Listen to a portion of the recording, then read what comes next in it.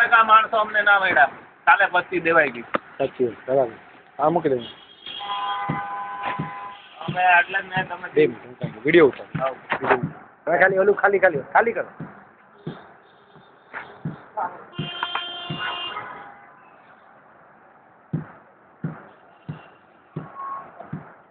Electronic કાંટા પર પસ્તીનું વજન થાય એવું.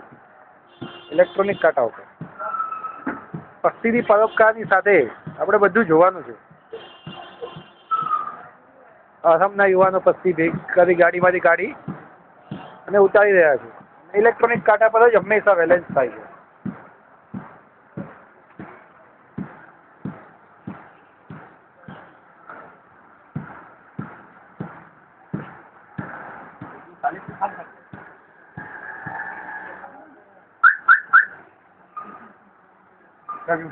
જો